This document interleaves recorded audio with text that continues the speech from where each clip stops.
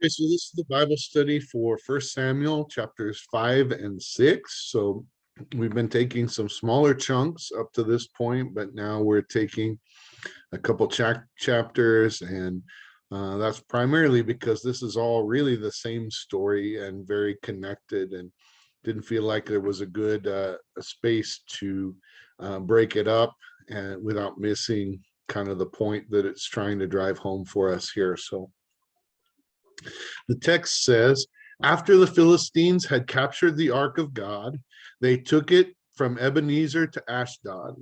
Then they carried the ark into Dagon's temple and set it beside Dagon. When the people of Ashdod rose early the next day, there was Dagon fallen on his face on the ground before the ark of the Lord. They took Dagon and put him back in his place, but the following morning when they arose, there was Dagon fallen on his face on the ground before the ark of the Lord. His head and his hands had been broken off and were lying on the threshold. Only his body remained. That is why to this day neither the priests of Dagon nor any others who enter Dagon's temple at Ashdod step on the threshold. The Lord's hand was heavy on the people of Ashdod and its vicinity. He brought devastation on them and inflicted them with tumors. When the people of Ashdod saw what was happening, they said, the ark of the God of Israel must not stay here with us, because his hand is heavy on us and on Dagon, our God. So they called together all the rulers of the Philistines and asked them, what shall we do with the ark of the God of Israel? They answered, have the ark of the God of Israel moved to Gath. So they moved the ark of the God of Israel. But after they had moved it, the Lord's hand was heavy against that city, throwing it into a great panic. He afflicted the people of the city, both young and old, with an outbreak of tumors. So they sent the ark of God to Ekron. As the ark of God was entering Ekron, the people of Ekron cried out, they have brought the ark of the God of Israel around to kill us and our people. So they called together all the rulers of the Philistines and said, send the ark of the God of Israel away.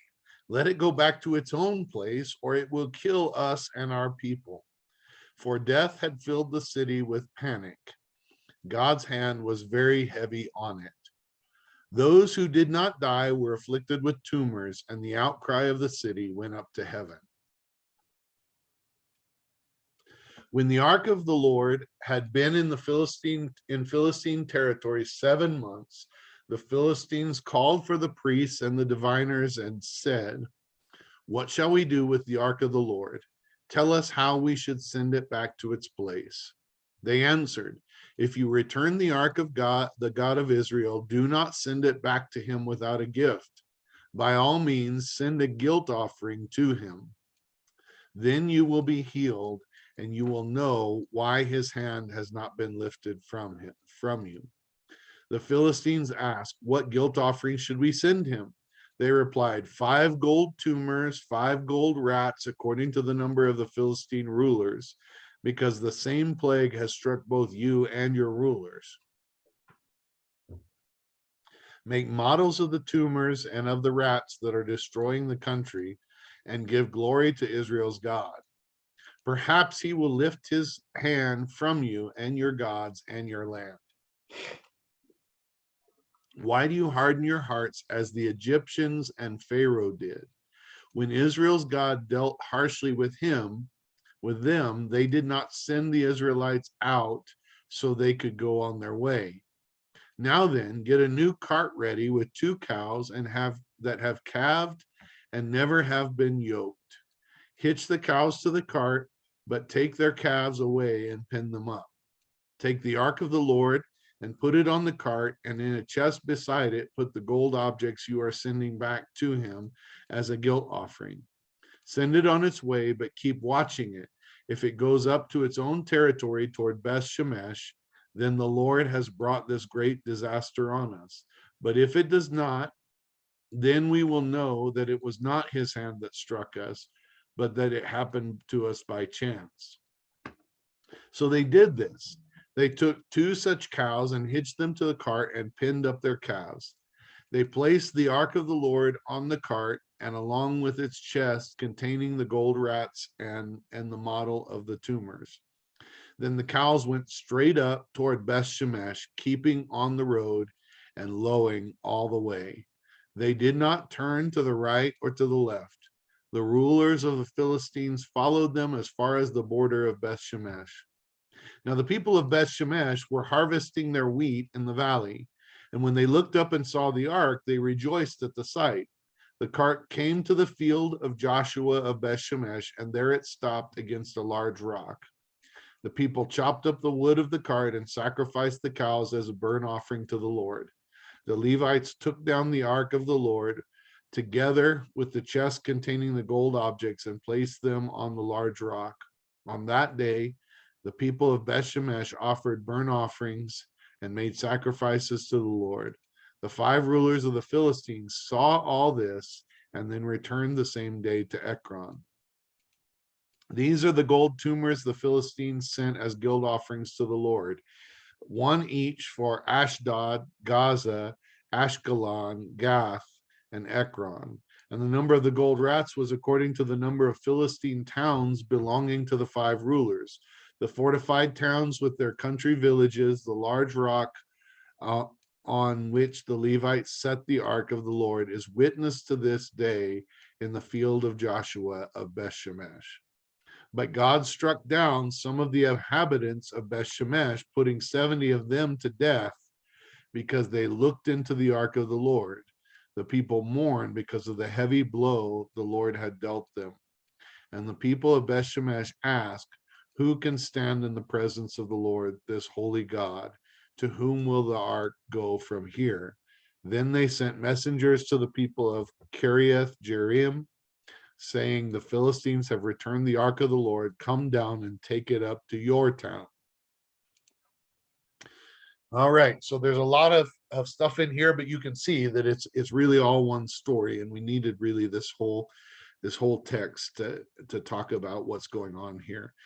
So remember, you can download the PDF copy of this Bible study at www.abqnaz.org/alive.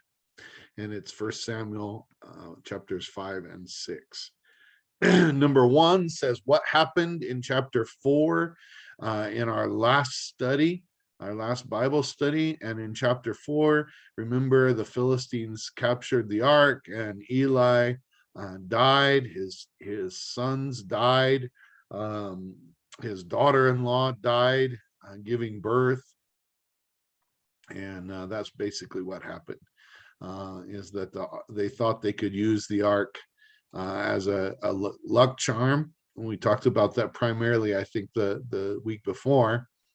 But what really happened is God's presence was not with them just because the ark was in battle and the ark got captured. So that sets up today's story, because now the ark is with the Philistines. And if you weren't in last week's Bible study, then that might be a little confusing to you. Number 2, what did the Philistines do with the ark? According to 5:1 and 2, it says they took it from Ebenezer to Ashdod. Then they carried the ark into Dagon's temple and set it beside Dagon. So they captured it. They took it to their temple of their god, an idol statue. And they put it beside their God in that temple. And that sort of sets up the beginning of this story and what was happening that was kind of freaking them out, because number 3 says what happened in 5:3-5. So what happened there is that every night they went to sleep, and when they woke up, their God was essentially their God, which was a statue, and by the way, didn't move on his own, was fallen on its face in front of the ark, essentially like it was bowing or kneeling or praying or honoring the God, which was represented by this ark. And the second day after they set the God back up, their God, Dagon, Then he fell down again, but this time his hands and his head and everything was busted off. So it would be harder to set him back up this time. And he's not complete. Um, so then the second part of this question really refers back to our last Bible study, because it says, wait, I thought God wasn't there with the ark or Israel any longer. Explain why this would happen. The obvious implications of this are that this false God bowed to a real God. Now, the false God did not do that on his own, because he's a false God. He's not real. So who caused him to bow down? The real God brought him low. So God is clearly present in Dagon's temple, of all places. And that's just a reminder, God's present everywhere. God sees what's going on. And when we say God wasn't with Israel, or God doesn't, it can't be commanded. This is what we talked about last week. God can't be really commanded into our situation by bringing a thing into the situation. We can control the thing, but we think when we can control the thing that represents God's presence, then we start to think that we can control God. We can't control God. So we don't get to bring that thing in and automatically God's there, and therefore we controlled God. But if that doesn't mean that God just disappears from the situation, God's still around, but God does what he chooses to do. And what he chose to do was show this people, the Philistines, that he was superior, he was true, he was the true God, and their God, supposed God, bows down to him. And to make it really clear, that there is something real and beyond our understanding about the God of Israel, which became very clear to them. And so God still brings glory to himself through this situation and using the ark. So God, even if God supposedly, if he left Israel, if he was not any longer present with the ark that was supposed to represent his presence, even that, we can't put God in a box even for that. We can't decide that he's never going to be there. No, he shows up where he wants to show up, not where we've decided we want him to show up, not where we make him show up, not where we don't allow him to show up. He shows up where he wants to show up. And in this case, he wanted to show up with the ark, which represented his presence to these people, because there was a point to be made here. And God could show himself to be real to these people. Whereas him showing up in battle with the Israelites, who supposedly already believed he was real, but were sort of taking him for granted and thinking they could control him. He needed to show something different to the Israelites than what he needed to show to the Philistines. So number 4 then says what happens in 5, 6 through 8. So then they took him away from Dagon's temple and they took him to a different place. But one of the things that's happening is every place the ark goes, people are being afflicted with tumors. And so this ark is bringing harm, and they recognize that the hand of the living God is heavy upon them, is turned against them. And so and they recognize that, as at least in part because they have captured the ark of God. And so they ultimately really don't want this ark around. So what about, number 5 says, what about in 5, 9, and 10? Well, they moved the ark and the same thing happened over there. So they're starting to think, it's not about the people or, whatever's going on in this city. This ark is the key. This ark is the problem. And perhaps the presence of God being here is not a good thing for us. Now, let me just say this. I don't know how many times you've been to church and we've sung songs that we said, we want Holy Spirit, you are welcome here. We want your presence in this place, and that sort of thing. And we've kind of sung about that, talked about that.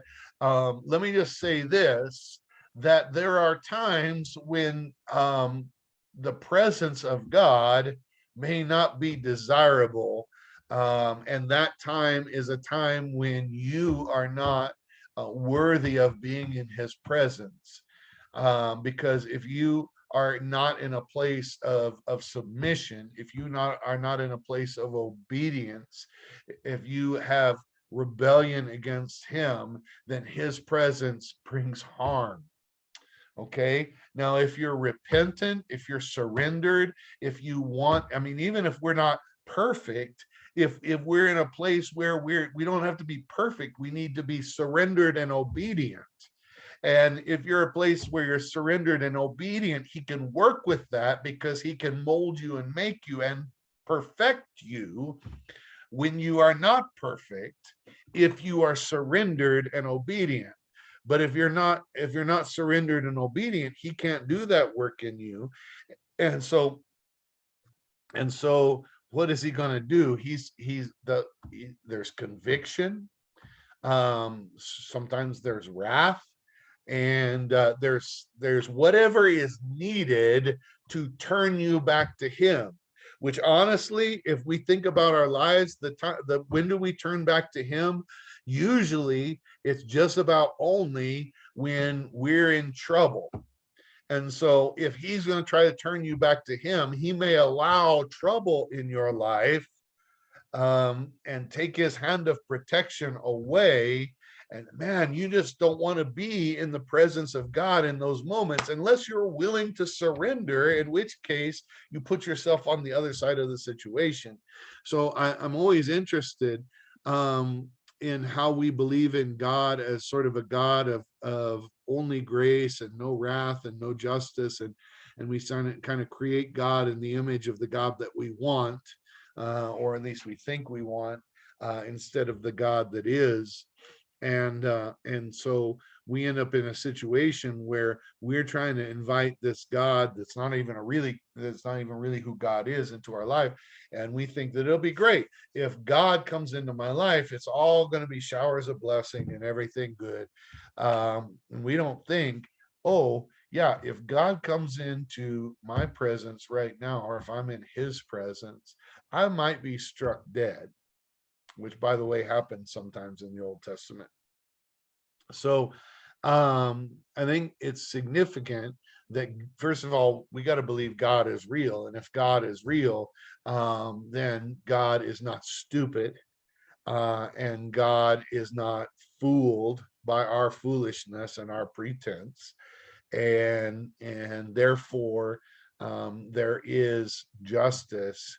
And so when God comes in, there's perfect justice. And if we want something other than justice, then we need to be in a position of submission. And then that submission and repentance brings about his grace. So that's significant. That's important. Number 6 says, what did they decide in 5, 11, and 12? So in the end, they decided to send this ark back to Israel. Get this out of here. We're all going to die if we don't get rid of this ark. We need to get it back to where it belongs. They asked their sort of spiritual people, how should we send it back? What should we do? And they say, well, send it back with some offerings, some gold tumors and gold rats, which really seems like an odd offering to give to God. But they didn't know any better. And all they knew was This is the thing that we want to get rid of. We're sending God gold, and he should be able to infer from whatever this is that these are the things we want to get rid of in us, and this is why we're sending it back. So we're hoping that he will give us reprieve, and so that's what they were doing there. They sent it back.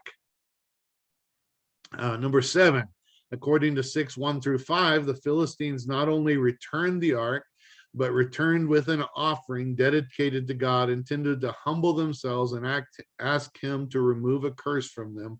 What situation do the diviners compare this to in 6:6? So in 6:6, they compare it to, haven't you learned from history?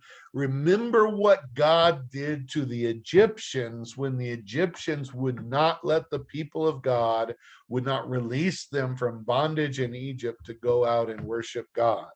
So they know the story of Exodus. They know the story of the plagues that were brought on by God in Egypt, that the Israelites were delivered from. The Israelites did not suffer, but the Egyptians did. And the Egyptian Pharaoh, every time he thought he was going to let them go, and we think that surely this is going to be enough this time, then he changed his mind and decided not to let them go, and a worse plague came upon them, all the way up until the plague of the firstborn, which is the worst of them. Which is the story of Passover and the blood of the lamb on the doorposts of the Israelites, where their firstborn was saved while everybody else's died in Egypt. Number 8, what happened in 6:7-12? So now then they got the cart ready. They sent it back. They followed it, and they said, this is pretty important.